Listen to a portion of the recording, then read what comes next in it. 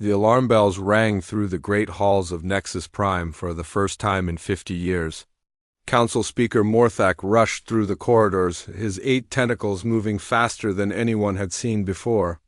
Something was very wrong, Ambassador. Zethkari of the Valanian Empire stood in the empty human section of the council building. The chairs where Jake Morrison and his team had sat for 32 years were gone. The desks were cleared. Even the small Earth flag that had flown beside. The council banner was missing. "When did they leave?" Morthak asked, his voice shaking. "Nobody knows," Zethkari replied. "Security says the building was normal yesterday evening. This morning, everything was gone. They took nothing that belonged to the council. They left, behind anything we had given them. But everything human simply vanished." The speaker walked to the large window that looked out over the city.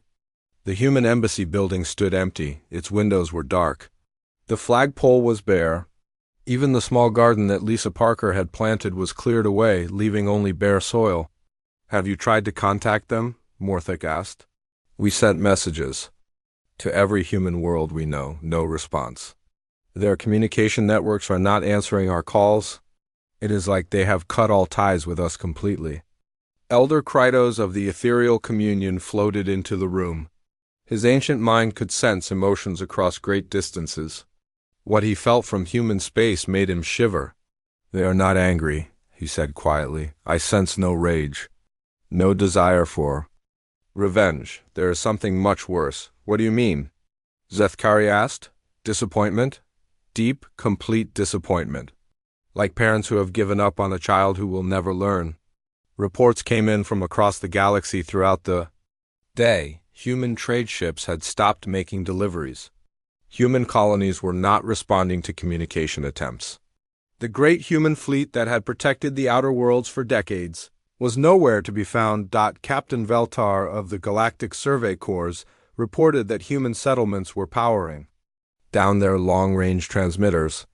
They were still active on local channels, talking to each other, but they had gone silent to the rest of the galaxy. The council called an emergency meeting. Representatives from 47 different species gathered in the Great Chamber. The human section remained empty. "This is clearly a negotiation tactic," declared Ambassador Vexilon of the Crystalline Collective. "They want something from us. They will return when we figure out what they want." But Ambassador Quintara of the Merchant Guilds was worried. "My traders are reporting that human space is completely closed to outside ships. They are not even allowing merchant vessels to enter their systems. This is not a negotiation. This is a complete break." Speaker Morthak called for order. "We must remain calm. The humans have been valuable partners for many years. Surely they will explain their actions soon." Days passed, then weeks. Still, no word from human space. The council sent formal requests for explanation. They sent apology. Letters for any unknown offense? They sent trade offers and diplomatic gifts. All messages disappeared into the silence of human space, like drops of water into an endless ocean. 3 months after the departure, Elder Krytos made a disturbing discovery. He had been reviewing old council records, trying to understand what had gone wrong. "I have found something," he announced to a small group of senior ambassadors. "Look at these voting records from the past 5 years." The records showed a clear pattern. For the first 27 years of human membership, they had been active in every debate. Jake Morrison had spoken passionately about protecting weak species. Lisa Parker had proposed new laws to help refugees. Ryan Torres had pushed for better trade rules that would help poor worlds. But in their final 5 years, the humans had changed. They still attended every meeting. They still voted on every issue, but they had stopped making speeches. They had stopped proposing new laws. They had stopped trying to convince other species to do the right thing. "Look at this," Krytos pointed to a record from 2 years ago. The Zephyrian Supremacy wanted permission to mine asteroids in the Kepler system. We know those asteroids were home to a primitive species. Jake Morrison used to fight against such things. But here he simply voted no and said nothing else. Zethkari studied the records. "You are right, they became Quiet, they stopped trying to lead. They just participated and waited. They stopped believing we would listen, Krytos said sadly. They gave up on us, but they were too polite to leave immediately. They finished their duties and then departed. The true scope of human departure became clear over the following weeks. Human colonies had not just gone silent. They had become completely independent. They were trading with each other, defending each other, and governing themselves without any reference to the Galactic Council. Most shocking of all, they were doing well. Reports from independent traders who managed to slip into human space brought back amazing stories. Human worlds were more prosperous than ever. They had solved energy problems that had puzzled other species for centuries. Their cities were cleaner, their people happier, their technology advancing at incredible speed. They do not need us, Quintara reported to the Council. In fact, they seem better off without us. The first real crisis came when the Zephyrian supremacy attacked the Altair colony. It was a peaceful world of artists and philosophers who had no weapons to defend themselves. Under the old system, human peacekeeping ships would have arrived within hours, but no human ships came. The Council debated what to do. They formed 3 committees to study the problem. They wrote reports about the legal issues. They scheduled more meetings to discuss possible responses. By the time they decided to act, Altair colony was destroyed. 2 million innocent beings were dead or enslaved. The news hit the Council like a physical blow. For 3 decades, humans had prevented such disasters. They had been the first to respond, the first to help, the first to put their ships and their people at risk to save others. Now, the galaxy was remembering what it had been like before the humans joined them. Ambassador Nextel of the Aquatic Federation spoke what everyone was thinking. We took them for granted. We assumed they would always be there to solve our problems and fix our mistakes.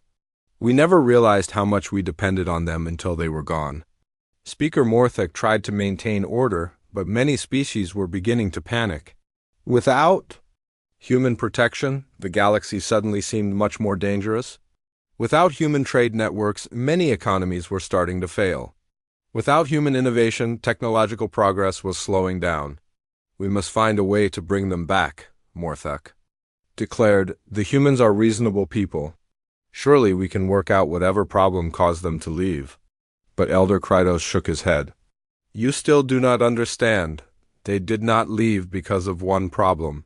They left because they realized we are not the people they thought we were. They saw who we really are, and they decided they could not be part of it anymore. The empty human section of the council chamber stood as a silent reminder of what they had lost. The beings who had been their moral compass, their protectors, and their friends had walked away without anger or drama. They had simply decided that the galaxy was not ready for the kind of partnership they had hoped to build. In the growing darkness that followed their departure, the council was beginning to understand that the humans had not just been members of their organization, they had been its heart and soul. And now that heart had stopped beating, the body was starting to die. 6 months had passed since the humans disappeared from the galaxy. Council Speaker Morthek sat alone in his office, surrounded by stacks of old meeting records. He had been reading for weeks, trying to find the moment when everything went wrong. The truth was worse than he had feared. Ambassador Zethkari knocked on the door and entered without waiting for permission. His face showed the same tired worry that everyone wore these days. The merchant guilds are demanding answers, Zethkari said. 3 more trade routes have collapsed this week. Without human cargo ships, we cannot move goods between the outer worlds. Morthek pointed to the papers covering his desk. I have been reading our old records. Do you want to know what I found? Tell me. Jake Morrison warned us about the Zephyrian problem 8 years ago. He stood right here in my office and told me they were planning to expand their slave raids. He had proof. Intelligence reports, witness statements. He begged us to act before innocent people died. Zethkari remembered that meeting. We told him the evidence was not strong enough. We said we needed more proof before we could take action against a council member species. The humans spent 2 years gathering more evidence. Lisa Parker submitted a report that was 300 pages long. It had names, dates, locations, everything we said we needed. Morthek held up a thick folder. We buried it in committee for 18 months. By the time we finished studying it, the Zephyrians had enslaved 6 more worlds. The Valanian ambassador sat down heavily. I remember Ryan Torres trying to speak about it during the General Assembly. We told him it was not the right time to discuss such matters. Amy Walsh proposed the Galactic Protection Act, Morthek continued. It would have created rapid response teams to help worlds under attack. The humans offered to provide ships and soldiers at their own expense. We voted it down because it might hurt trade relationships. Each memory was like a small knife in Morthek's chest. The humans had not just been members of the council. They had been its conscience. They had pushed and prodded and pleaded with other species to do better, to be better, to care about more than just their own interests. Elder Krytos floated into the office. His ancient face looked more tired than usual. I have been doing the same research, he said quietly. I found 47 different proposals that the humans made to help other species. We rejected or ignored every single one. 47? Zethkari asked. The Humanitarian Relief Fund, the Refugee Settlement Program, the Technology Sharing Initiative, the Galactic Health Organization, the Education Exchange Program. Krytos counted them off sadly. Each one designed to make life better for billions of beings across the galaxy. Each one dismissed by us as too expensive or too complicated or too idealistic. Morthek found another folder. Here is something worse. The humans offered to share their medical technology freely with any species that needed it. Dr. Karen Wright had developed treatments for 12 different diseases that killed millions every year. The Crystalline Collective blocked the proposal because they wanted to study the technology first and sell their own version. How long did that delay cost lives? Krytos asked. 3 years. Dr. Wright estimated that 18 million beings died from preventable diseases while we argued about patent rights and trade regulations. The 3 leaders sat in silence, overwhelmed by the weight of their failures. The humans had tried to make the galaxy a better place. The council had stopped them at every turn, more concerned with politics and profits than with protecting innocent lives. There is something else, Zethkari said quietly. I have been tracking human participation in our meetings over the past 10 years. For the first 5 years, Jake Morrison spoke at least once in every session. Lisa Parker submitted an average of 3 proposals per month. The human delegation was always asking questions, making suggestions, trying to improve our decisions. And then, Morthek asked, though he already knew the answer, their participation dropped every year. By their final year, Jake Morrison only spoke 12 times in the entire annual session. The humans stopped making proposals. They stopped asking questions. They just sat there and voted, saying as little as possible. Elder Krytos felt a wave of sadness wash over him. They gave up on us. They realized we would never change, so they stopped trying to change us. The door burst open and Ambassador Quintara of the Merchant Guilds rushed in. Her usually calm face was filled with panic. We have a problem, a big problem. What now? Morthek asked. The Nexus Bank is failing. Without human economic activity, we cannot maintain our currency exchange rates. The human worlds were responsible for 38% of all galactic trade. Their absence is destroying our financial system. She spread charts across the desk. Look at these numbers. Human colonies bought 40% of our manufactured goods. Human ships carried 60% of our cargo. Human banks provided loans to developing worlds. Human insurance companies protected our merchant fleets. We never realized how much they did, Zethkari said. It gets worse, Quintara continued. Independent traders are reporting that human space is completely self-sufficient now. They are not just surviving without us, they are thriving. Their economy is growing faster than ever. How is that possible? Morthek asked. Because they are not wasting resources on our bureaucracy anymore. Think about it. How much time and money did the humans spend attending our meetings? How many ships did they keep ready for our peacekeeping missions? How many scientists did they assign to our joint research projects that never went anywhere? The truth hit them like a physical blow. The humans had been carrying the galaxy on their shoulders for decades. They had provided protection, economic stability, technological advancement, and moral leadership. In return, the Council had given them nothing but frustration and delay. Ambassador Vexilon of the Crystalline Collective arrived with more bad news. The Zephyrian supremacy has attacked another system. The Harmony worlds are requesting immediate assistance. What forces do we have available? Morthek asked. 12 patrol ships and a support cruiser. The Zephyrians have over 200 warships in that sector. 12 ships against 200? Zethkari was shocked. Where is our fleet? We never had a fleet, Vexilon explained. The humans provided our military protection. Their peacekeeping force was our peacekeeping force? Without them, we have almost no defensive capability. The room fell silent as the full scope of their situation became clear. For 32 years, the humans had been the muscle, the brain, and the heart of the Galactic Council. They had fought the battles, solved the problems, and pushed for moral progress. The other species had simply enjoyed the benefits without understanding the cost. We took everything they gave us for granted, Elder Krytos said. We thought they would always be there, always willing to sacrifice for others, always ready to do the right thing, no matter how we treated them. They were not just our allies, Morthek realized. They were our better angels. They represented everything we claimed to believe in, but were too selfish or too scared to actually do.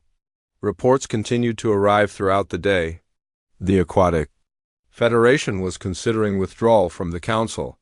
The insectoid hierarchy was making separate peace deals with the Zephyrians. 3 minor species had already declared independence and were seeking protection elsewhere. As the sun set over Nexus Prime, the 4 leaders stood at the window looking out over the city. The empty human embassy building seemed to mock them with its silence. Do you think they knew this would happen? Quintara asked. Do you think they understood that their departure would cause everything to fall apart? Of course they knew, Krytos replied. Jake Morrison was not stupid. None of them were. They saw exactly what would happen to us without them. But they chose to leave anyway. Why? Zethkari asked. If they knew we needed them, why did they abandon us? Elder Krytos turned away from the window. His ancient eyes were filled with sadness and understanding. Because they realized that as long as they were there to fix our mistakes and solve our problems, we would never learn to be better. We would never grow, we would never become the civilization we claimed to be. They left us to face the consequences of our own choices, Morthek said quietly. They gave us exactly what we asked for, a galaxy without human interference. And now we are learning what that really means, Quintara whispered. The empty chairs in the council chamber would remain empty. The humans were not coming back to save them. For the first time in over 3 decades, the galaxy would have to save itself. The question was whether it still remembered how. 1 year had passed since the humans vanished from the galaxy. The great council chambers on Nexus Prime felt like a tomb, where once 47 species had gathered to debate the future. Now barely 20 delegates bothered to attend meetings. Ambassador Zethkari stood before a half-empty room, trying to maintain order as arguments broke out between the remaining members. The Crystalline Collective was demanding compensation for their failed trade routes. The Aquatic Federation wanted military protection that no longer existed. The merchant guilds were threatening to leave unless someone could restore economic stability. Order! We must have order! Zethkari called out, but his voice echoed in the vast empty space. The chaos was interrupted when Captain Veltar of the Galactic Survey Corps entered the chamber. His uniform was dirty and torn. His face showed the exhaustion of someone who had seen too much death. Report from the Outer Rim, he announced grimly. The Zephyrian supremacy has taken control of 7 more systems. They are no longer bothering with their usual excuses about mining rights or territorial disputes. They are simply conquering everything they can reach. Elder Krytos felt a chill run through his ancient bones. How many casualties? The entire population of New Geneva Colony, 43 million beings. Dead or enslaved, Captain Veltar's voice cracked. They sent us a message afterward. They said the galaxy belongs to the strong now, and we have proven we are weak. The chamber fell. Silent.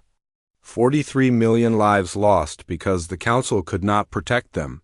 In the old days, human peacekeeping ships would have been there in hours. Jake Morrison would have demanded immediate action. The Terran Defense Force would have driven off the attackers and evacuated the civilians, but the humans were gone. And the galaxy was learning what that really meant. Ambassador Quintara of the Merchant Guild stood up slowly. My trade networks are completely destroyed. Without human cargo ships and human trade stations, I cannot move goods anywhere safely.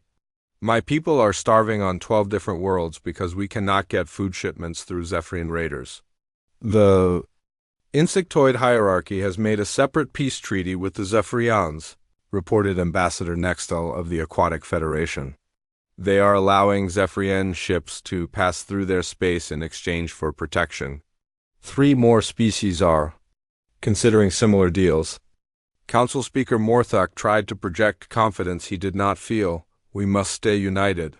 Together we can find solutions to these problems. What solutions? Demanded Ambassador Vexilon of the Crystalline Collective. Our economy is in ruins. Our defenses are worthless. Half our members have already left or are planning to leave. What exactly are we united around? The truth was painful but undeniable. The Galactic Council was dying. Without human leadership, human protection, and human innovation, the alliance was falling apart piece by piece. But the most disturbing reports were coming from the Independent Traders Guild. These merchants operated outside official government control, traveling wherever they could make a profit. What they reported from human space was shocking. The humans are not just surviving, reported Guild leader Toxmar to a private meeting of senior ambassadors. They are doing better than ever. Their colonies are more prosperous than anything we have seen. Their technology is advancing at incredible speed. Their people seem happier and more productive than when they were part of our council. That cannot be true, Vexilon protested. They need our trade networks. They need our resources.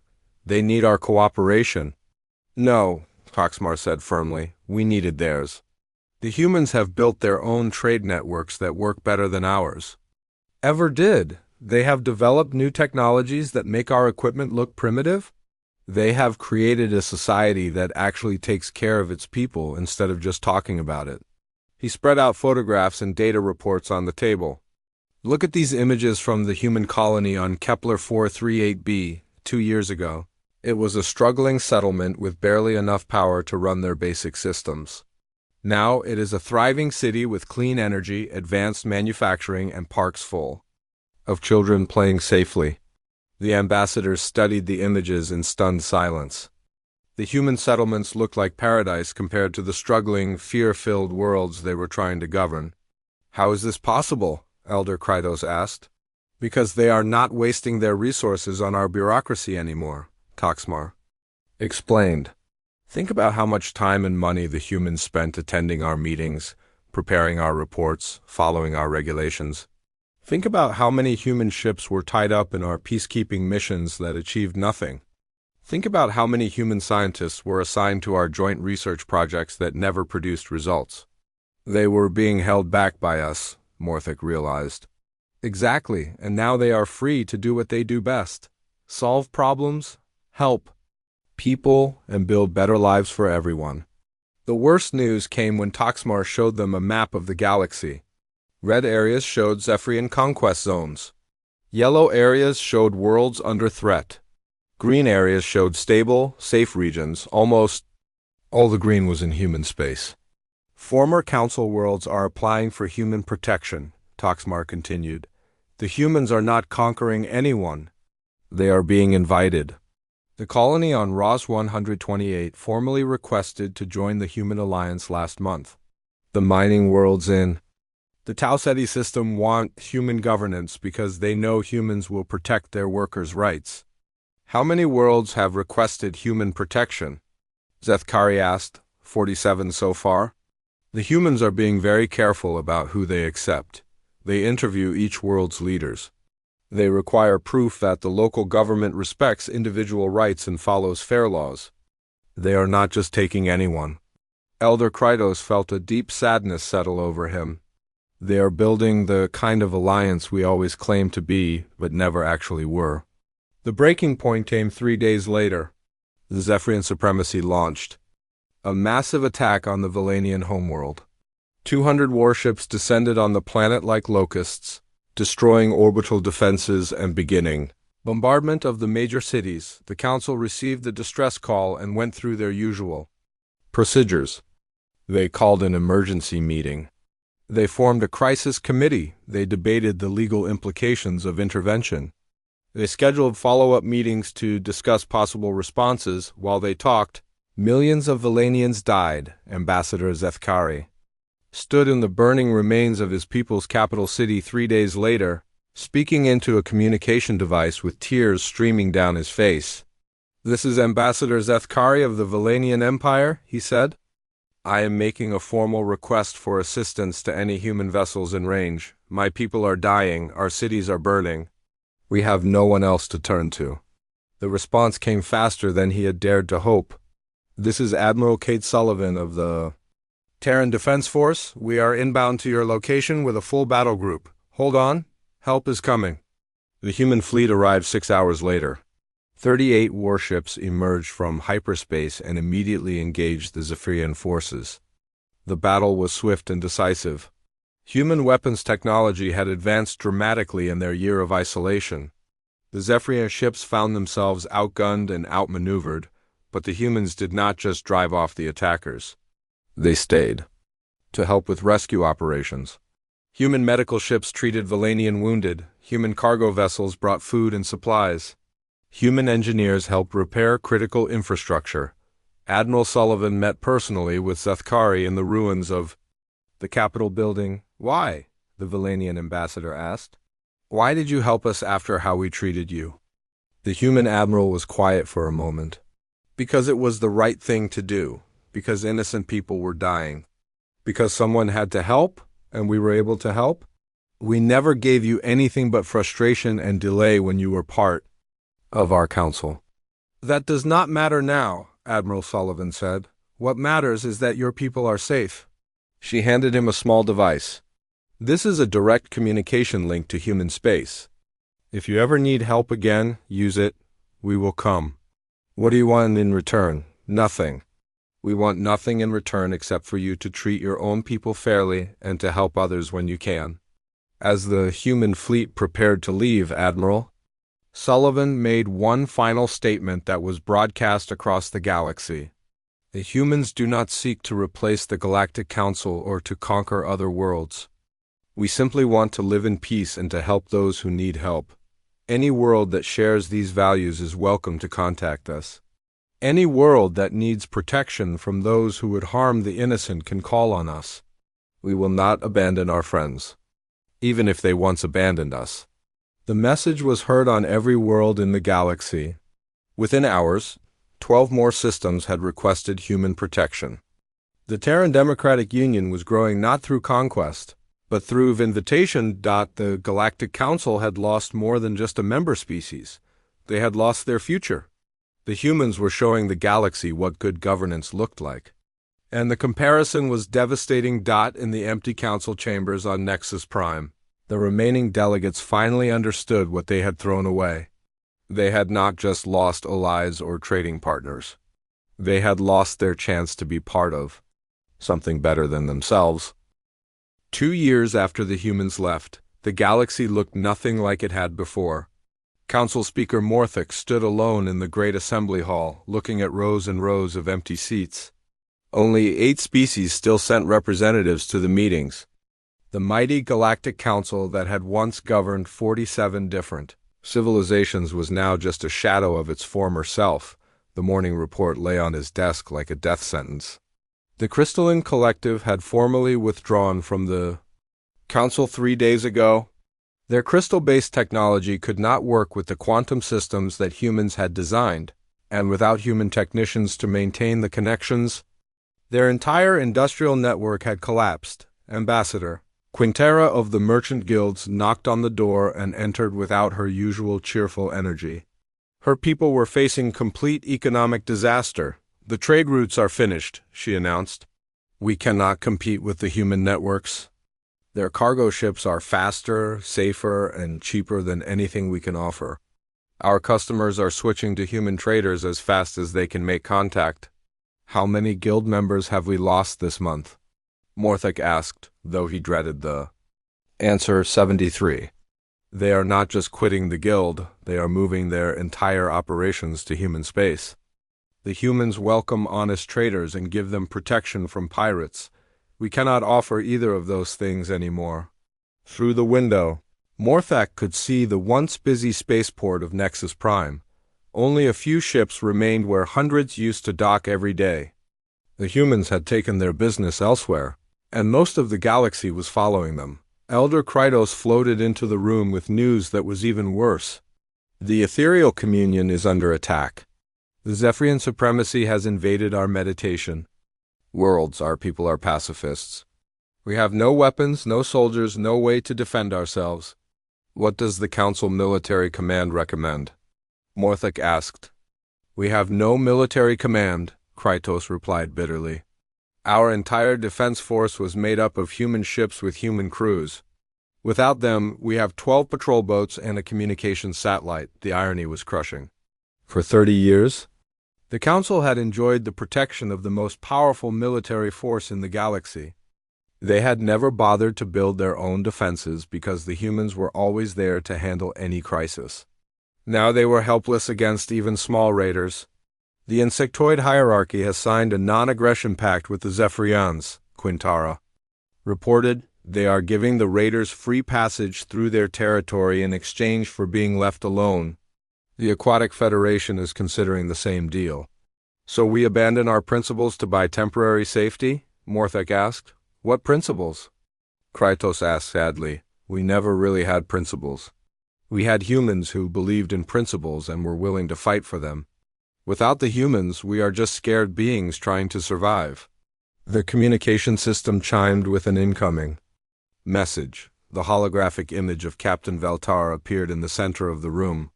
His ship was somewhere in the outer rim, trying to monitor the growing chaos. Speaker Morthak, I have urgent news from the Independent Traders Guild. The humans have established something called the Terran Democratic Union. 68 worlds have already joined, including 15 former council members. 68 worlds? Morthek was shocked. How is that possible? They are not conquering anyone? They are being invited? The humans send evaluation teams to any world that requests membership. If the local government meets their standards for treating people fairly, they are welcomed into the Union. If not, the humans offer to help them improve their laws and try again later. Captain Veltar's image flickered as he transmitted data. Files. The requirements are simple but strict. No slavery. No discrimination based on species or birth. Fair trials for accused criminals. Free speech and peaceful protest. Basic education and medical care for all citizens. Democratic elections with honest vote counting.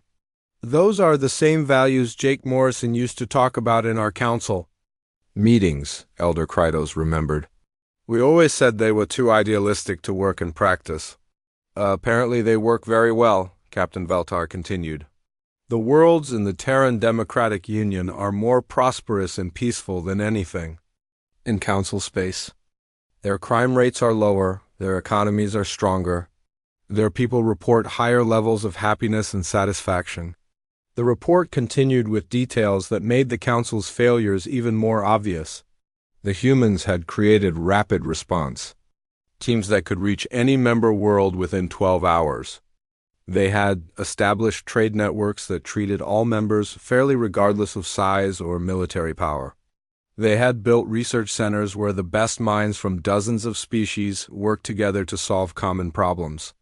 It is everything we pretended to be, Morthek said quietly. There is more, Captain Veltar said. 3 more Council worlds have formally requested to join the Terran Democratic Union. The humans are being very careful about accepting new members. They conduct thorough investigations to make sure applicants truly share their values and are not just seeking protection. The door burst open and Ambassador Vexilon of the Crystalline Collective rushed in. Despite his species' recent withdrawal from the Council, he still maintained diplomatic contact. "The Zephyrians have attacked our home system," he announced breathlessly. "They are demanding tribute payments and threatening to destroy our crystal gardens if we refuse to pay. What will you do?" Quintara asked. "We have applied for membership in the Terran Democratic Union. If the humans accept us, their fleet will protect our worlds. If they do not," Vexilon's crystalline form dimmed with despair, "we will be forced to pay the Zephyrian demands or watch our civilization burn." "Do you think the humans will accept you?" Morthek asked. "I do not know.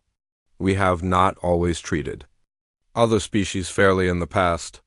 Our crystal technology gave us advantages that we used to exploit weaker worlds. The human evaluation team will investigate our history thoroughly before making their decision." Elder Krytos nodded slowly. "At least they are honest about their requirements. We used to accept any species that could pay their membership fees, regardless of how they treated their own people." The conversation was interrupted by another priority message. This one came directly from human space, transmitted on open frequencies so that everyone in the galaxy could hear it. The image of Jake Morrison appeared in the room. The former human ambassador looked older, but more confident than he had during his years in the Council. Behind him stood the other former human delegates: Lisa Parker, Ryan Torres, Amy Walsh, and several others the Council remembered well. "People of the galaxy," Jake began.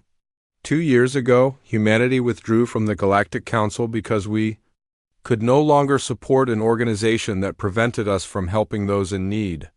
We hoped that our departure would encourage the Council to reform itself and become the force for good that the galaxy desperately needs." His expression grew sad. "Instead, we have watched the Council collapse into chaos and irrelevance. We have seen millions of innocent beings suffer and die because there was no one willing or able to protect them. We have seen trade networks fail, alliances crumble, and hope fade across countless worlds." Lisa Parker stepped forward. "The Terran Democratic Union was created to fill the void left by the Council's failures. We are not seeking to conquer or control anyone. We are offering partnership to any world that shares our commitment to freedom, justice, and the protection of innocent life." Ryan Torres added, "Our requirements for membership are not complex. Treat your people fairly. Help your neighbors when they need help. Resolve disputes through negotiation rather than violence. These are not impossible standards. They are the basic principles that any decent civilization should follow." Amy Walsh concluded, "The galaxy can be better than it is. The suffering and chaos of the past 2 years was not inevitable. It happened because too many leaders chose convenience over conscience, profit over principle, and politics over protecting their people. The Terran Democratic Union offers a different path." Jake Morrison returned to the center of the image. "To the remaining members of the Galactic Council, we say this: it is not too late to change. Reform your laws, protect your people, and treat your neighbors with respect. If you do these things, you will always have friends in human space. If you continue on your current path, you will face the future alone." The transmission ended, leaving the Council chamber in silence. Outside, reports were already coming in of 3 more worlds requesting to join the Terran Democratic Union. The humans were not trying to destroy the Council, but their very existence was proving that better governance was possible.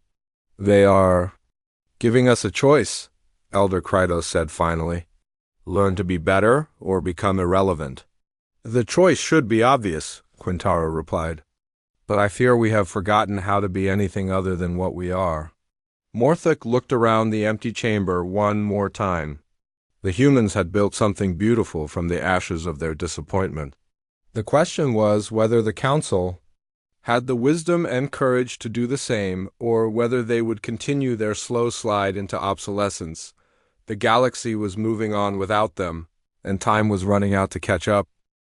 3 years had passed since the humans left the Galactic Council without a word. The great assembly hall on Nexus Prime sat empty most days now. Dust covered the seats where ambassadors from dozens of species once debated the future of the galaxy. Only 3 species still sent representatives to the meetings, and even they came reluctantly. Council Speaker Morthak walked through the corridors of the council building like a ghost haunting his own tomb. The walls were covered with paintings and monuments celebrating the great alliance that had once united the galaxy. Now those images seemed to mock him with memories of what had been lost. The morning brought news that Morthak had been expecting, but dreading. Ambassador Nextel of the Aquatic Federation stood in his office with a formal document in her hands. The Federation Council has voted unanimously to withdraw from the Galactic Council, she announced. We are submitting our formal application to join the Terran Democratic Union. You are abandoning us too? Morthak asked, though he knew the answer. We are not abandoning you. We are choosing survival? Nextel's voice was calm but firm. The Zephyrian supremacy destroyed 3 of our colony worlds last month. We sent 17 distress calls to the Council Emergency Command. No one responded, no one came to help. Our people died while we waited for rescue that never arrived. She placed the document on his desk. The humans responded to our request for assistance within 4 hours. Their fleet drove off the Zephyrian raiders and evacuated our surviving colonists to safety. They asked for nothing in return except our promise to treat refugees from other worlds with kindness. Morthak stared at the formal withdrawal papers. With the Aquatic Federation gone, only 2 species remained in the Council, his own people and the stubborn. Merchant guilds who refused to admit their trade empire was finished. How many worlds have joined the humans now? He asked. 100. And 37 as of yesterday, Nextel replied. The humans are very careful about who they accept. They send evaluation teams to study each world's government, laws, and treatment of citizens. Many worlds are rejected on their first application and told to improve their society before trying again. What did they require from your federation? Equal rights for all species, fair trials for accused criminals, free education and medical care for children, democratic elections where every citizen can vote. Nextel paused. These are not difficult requirements, Speaker Morthak. They are the basic standards that any decent civilization should meet. After she left, Morthak sat alone in his office reading reports from across the galaxy. The contrast between Council, space, and the Terran Democratic Union was devastating. Worlds under human protection were prosperous and peaceful. Trade flowed freely between Union members. Scientific research was advancing rapidly as the best minds from dozens of species worked. Together, meanwhile, the remaining Council territories were falling apart. Pirates raided merchant ships without fear of retaliation. The Zephyrian supremacy had enslaved or destroyed 23 worlds in the past year. Economic collapse was spreading as trade networks failed and currencies became worthless. Elder Krytos floated into the office with the day's intelligence reports. His ancient face showed the weight of their failures. The insectoid hierarchy has broken their non-aggression pact with the Zephyrians, he announced. The raiders were demanding tribute payments that the hierarchy could not afford. When they refused to pay, the Zephyrians attacked their homeworld. What happened? The Terran Defense Force intervened. Admiral Kate Sullivan arrived with 43 warships and drove off the Zephyrian fleet. She then offered the hierarchy immediate membership in the Terran Democratic Union, if they would agree to abolish their caste system and give equal rights to all their people. Morthak was not surprised. The humans always demanded social reform as part of their membership requirements. They would not protect a world unless its government treated all citizens fairly. Did the hierarchy agree? They are holding emergency debates now. Half their leadership wants to join the humans immediately. The other half argues that changing their ancient social structure would destroy their culture. And while they debate, their people suffer.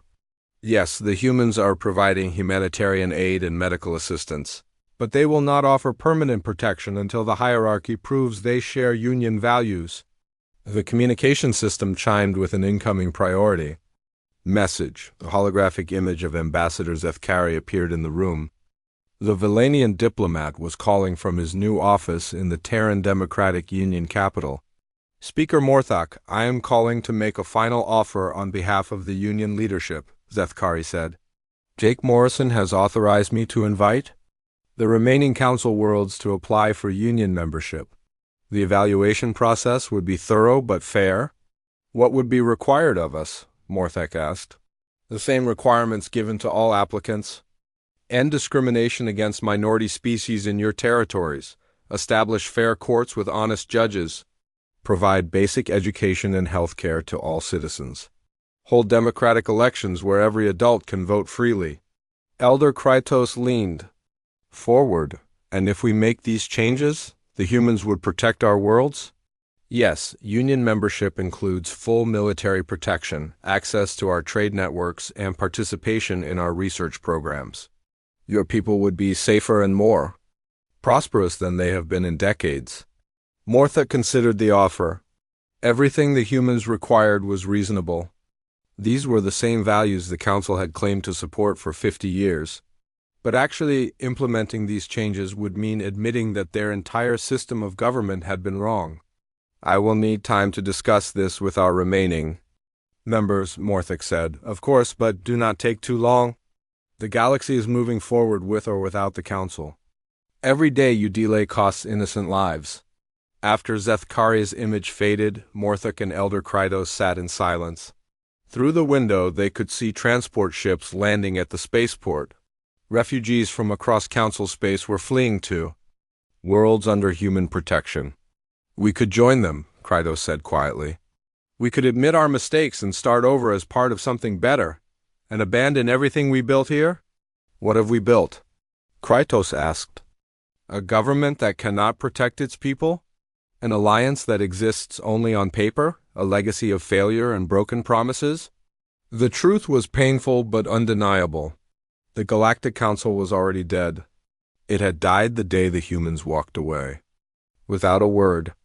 Everything since then had been just the slow process of burial. There is something else you should know, Krytos continued. I have been monitoring communications from human space. Jake Morrison is planning to address the galaxy. Next week, he will formally announce the dissolution of the Galactic Council and invite any remaining worlds to join the Terran Democratic Union. He is ending us officially. He is acknowledging what we did to ourselves. The Council stopped functioning. As a government years ago, we have just been too proud to admit it. The next morning brought the news that Morthak had been dreading. The merchant guilds had voted to abandon their Council membership and move their operations to human space. Ambassador Quintera delivered the message with tears in her eyes. We cannot compete with the Union trade networks, she explained. Their cargo ships are faster and safer than ours. Their banking system is more stable. Their merchants are protected from pirates and raiders. We have no choice but to join them or watch our people starve. So we are alone now, Morthak said. Not alone. You can still apply for Union membership. The humans bear no grudges. They judge each applicant based on current behavior, not past mistakes. That afternoon, Morthak called an emergency session of his own planetary government. The debate was brief but intense. Some leaders argued that joining the humans would mean abandoning their independence. Others pointed out that independence was meaningless if they could not protect their own people. In the end, the vote was unanimous. They would apply to join the Terran Democratic Union. The application process took 3 months. Human evaluation teams studied every aspect of their society, government, and laws. They identified areas that needed improvement and worked with local leaders to implement necessary changes. The process was thorough but respectful, designed to help rather than punish. When Jake Morrison announced the official dissolution of the Galactic Council, he did so with sadness rather than triumph. Standing in the same chamber where he had once pleaded for humanitarian action, the human leader delivered a speech that was broadcast across the galaxy. The Galactic Council was founded with noble ideals, he said. The dream of species working together for the common good was beautiful and important. But somewhere along the way, we lost sight of what really mattered. We focused on politics instead of people. We chose convenience over conscience. We let bureaucracy become more important than basic decency. He paused, looking at the empty seats around him. The Council's failure was not the fault of any single species or leader. It was a collective failure to live up to our own stated values, but failure is not the end of the story. It can be the beginning of wisdom. Lisa Parker stepped forward to address the camera. The Terran Democratic Union is not perfect. We make mistakes and we are still learning.